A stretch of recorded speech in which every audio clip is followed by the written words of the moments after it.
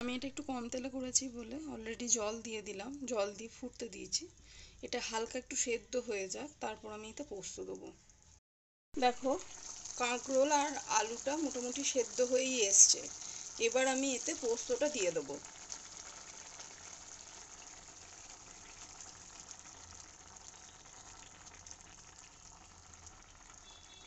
যে যেরকম পোস্ত খায় সেরকমই দিও।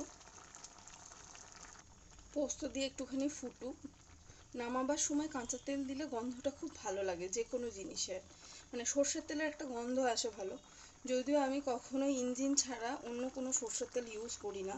ইঞ্জিনের গন্ধ যথেষ্ট ভালো, নয় আমরা ইঞ্জিন ইউজ করি আর নয়তো আমরা ঘানির তেল ইউজ করি। একদম হয়ে এসছে পোস্তটা, এবার জাস্ট আমি নামিয়ে দেবো। কারণ আমরা খুব শুকনো খাবো না, এটা ভাত দিয়ে খাওয়ার জন্য, সেই জন্য আমি উপর থেকে একটুখানি কাঁচা তেল ছড়িয়ে দেবো। পোস্তেতে যদি একটুখানি কাঁচা তেল ছড়িয়ে দেওয়া হয় খুবই টেস্ট হয়, আমার খুব ভালো লাগে গন্ধটা। দেখো আমি এটা একটু কম তেলে করেছি বলে সেই জন্য ফার্স্ট টাইম ট্রাই করা হচ্ছে কাঁকরোল পোস্ত, মানে করলা আর আলু দিয়ে আলু পোস্ত টাইপের। তো দেখা যাক কেমন হয়। এখন আপাতত আমি ভাজতে দিয়েছি।